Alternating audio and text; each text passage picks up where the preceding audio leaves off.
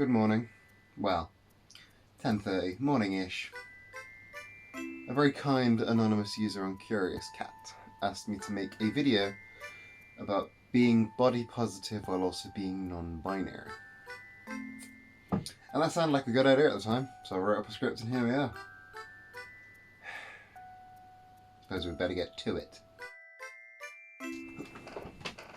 Well, it's weird, like, I don't think I have a non-binary body. I don't think such a thing exists. I have my body, and it's the only one I've got. So I'd better make the most of it. And I'm in a pretty decent place positivity-wise now, but it's not always how it was, and like the whole structure of body positivity that I have right now is kind of based on, well, lies. A lot of people will say fake it until you make it, to the point where it's kind of dismissed as a meaningless aphorism. Some useless advice given when somebody wants to sound like they're helping but doesn't actually have anything constructive to say. But I did kind of use that to gain confidence. Let me give you some backstory. When I was a kid, until I was about 15, I was this like unconfident, nervous wreck. And for me, that at least mostly came from external factors. Until secondary school, I didn't really have any friends, and my one friend, this kid who we're going to call Johnny, he teased me relentlessly about my size, my image, to make himself feel better about his image. And, you know, I internalized it. Like, I was unattractive, at least as far as I was concerned. I never got any attention romantically. Nobody ever had a crush on me. I never got the impression that I was anything but a little troll that had crawled out from under a bridge somewhere. It didn't help that I also rejected wearing glasses, because I thought, I'm already gross and unattractive. Putting things on my face is only going to make me look worse and nerdier and more bad. I quickly reversed that decision when I realised that seeing was pretty useful. When I finally got friends, they weren't the most sensitive. They were a bunch of straight male teenagers, so they were taught to have sick bands and take the piss out of each other and, you know, hey, yeah, you cunt. And so I continued to let this like terrible body image sit and fester and be bantered with until I was like 16, my 16th birthday, where I wanted to go to Alton Towers, which, if you don't know, Alton Towers is it's a theme park, relatively close to here. And it's like roller coasters and all that fun stuff. So I really wanted to go. And my when my birthday is, the park was like only just open, like seasonal. So the only people that could go was Johnny, the kid from earlier in the story. So we went, and it was fine. The roller coasters were fun, the rides were fun, but of course I had to spend the whole day with him. And we were in the queue for 13, which was brand new at the time. It only just opened. Therefore, the queue was like an hour long. And the people in front of us were laughing and joking. They were about my age. They were laughing and joking, having, you know, the kind of time that I should be having on my goddamn birthday. So I thought, fuck it. I want to be enjoying myself like these guys. So I started talking to them. And we struck up a conversation, and we spent the rest of the day hanging out. And this is going somewhere, I promise. We spent the rest of the day hanging out, and we connected afterwards, and the girl there said the best way to connect with her was via Tumblr. So I joined Tumblr. And say what you want about Tumblr, but Tumblr's really, really good for self-confidence. Posting selfies, or G-poys, as they were called, were like the norm there. People like did it like 3 times a day. So I started doing it. I started posting selfies of my gremlin-ass face, and people started liking the posts and commenting nice things on the post. Like, they were the people that would say nice things on all G-poys. But it was a start. It was something, and I started taking on those comments and internalizing those comments, and I got the impression that I wasn't this gross abomination that people around me had made me think that I was. And that impacted me in a big way. Like, I started acting less like a cave troll. I started being more chill and being more happy, and I started acting nicer. I started acting less like someone scorned and more chill. I wasn't this Caliban-esque creature to be exiled. I was just a person.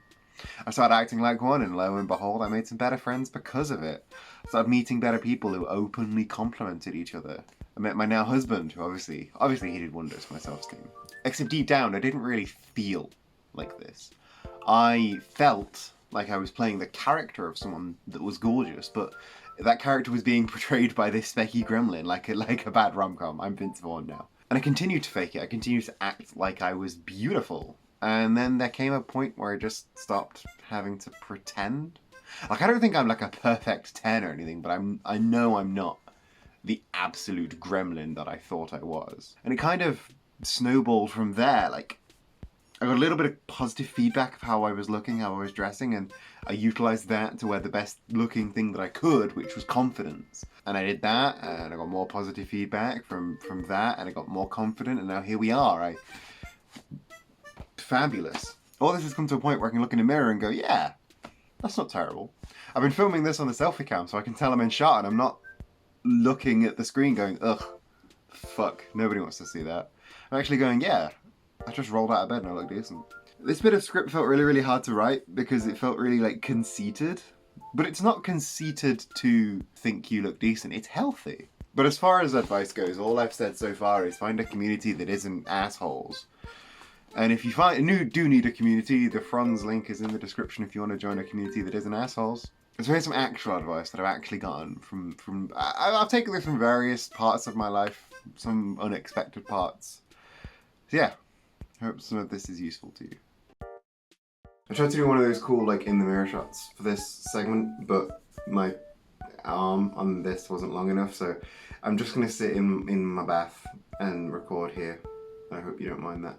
But like I said, I don't have a non-binary body, I have my body. I have the set of features I was given, and I'm going to make the most out of those features. For example, my beard.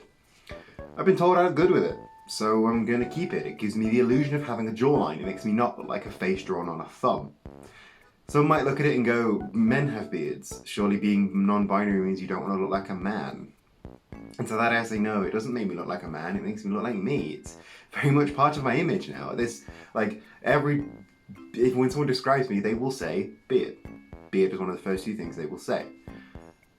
Beards are no more male than makeup is female. It's fine. I'm deciding to put something on my face because that thing makes me look good. And yeah, when I grew the beard, I thought I was male, but that's not really the point, is it? The point is, when the illusion of gender binaries was shattered, the things that are male and female should have been shattered with it, and for the most part they were, but there's some, like, elements of that sticking around. Like, if you think you look good in a thing, fuck it, wear it. Why is it that, like, men are now allowed to do traditionally feminine things, and women are traditionally allowed to wear masculine things, but as non-binary people, we feel we can't really do either? Fucking nuts to that. Wear the dress, grow the beard, paint your face to the nines if it makes you feel good.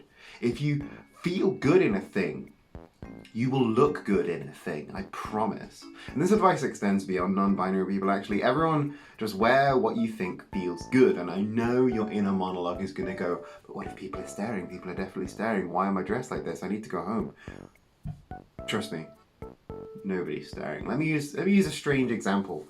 Conventions. We've all either been to a convention or seen a convention roll into our town.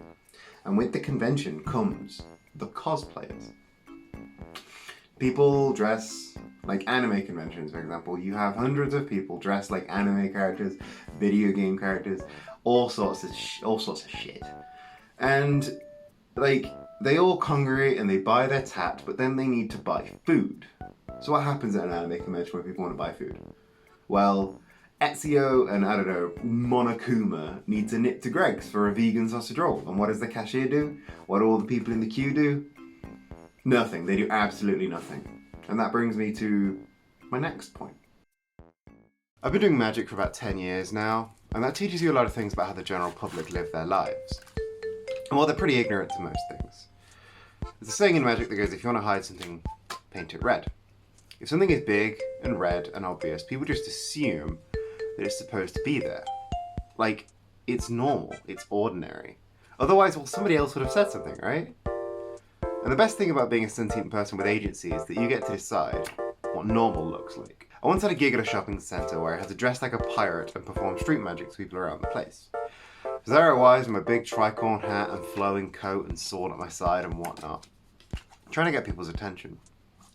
Heck, the guy I was with was going all yar, har, yar, yar, and people just walked past. People didn't even give us a second glance. They didn't notice that people were dressed like idiots trying to get their attention. And if people didn't give me a second glance when I was dressed like that, nobody's gonna even notice that I'm wearing a bit of eyeliner or a bit of eyeshadow or heck, maybe even some heels. People aren't going to care if you're wearing heels or you haven't shaved your legs. It sounds a little callous, but people are so wrapped up in their own lives and their jobs and panicking that people don't notice that they forgot to use mouthwash this morning or whatever, that they don't think to look around to even notice the things that other people are doing. Everyone's waiting for everything else to be pointed out to them. And if you want to make a big deal out of the thing, you point it out, and then you have the power to make it as big a deal as you want it to be. Own it. But if you're just doing it for you, nobody's going to notice in the best way possible. The kind of non that suggested this video clearly has this impression that I have this big sense of body positivity, and I can kind of see why. I post a lot of selfies on Twitter. I talk very loudly, very proudly about being non-binary, and I express no need to look more non-binary, again, whatever that means. But that's, of course, just the perception that I give on my social media. When I was doing Twitch, I streamed without a camera for over a year because I didn't want anyone seeing me.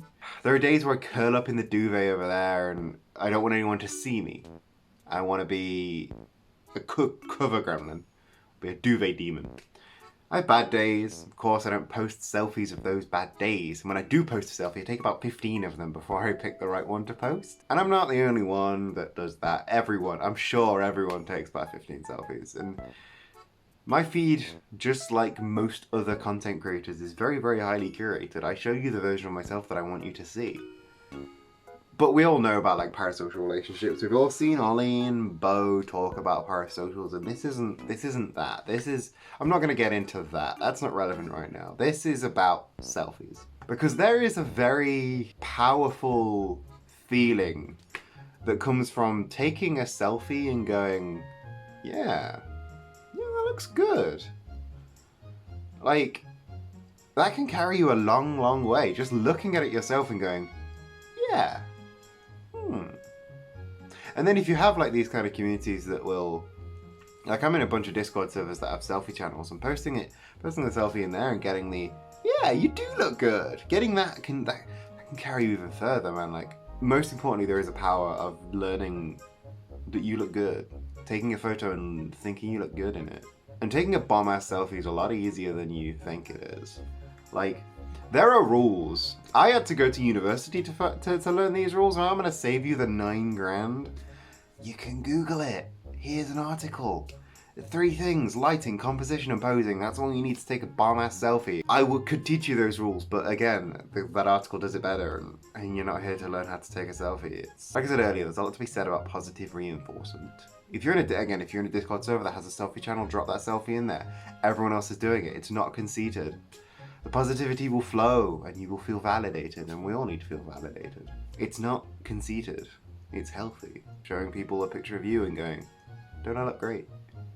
It's good for you. I hope there's something in this video that can help you feel more confident, more validated. Either that or this was just a self-indulgent masturbation session, and that is definitely against TOS, so I hope it's not that. Either way, thank you for watching. I mentioned my Twitch channel, so check that out in the description if you like more rambling, and if you really liked this video, please check out my Patreon. Also, all that support helps. If not, comments, likes, subs, they all help a ton. Thank you. Love you, bye.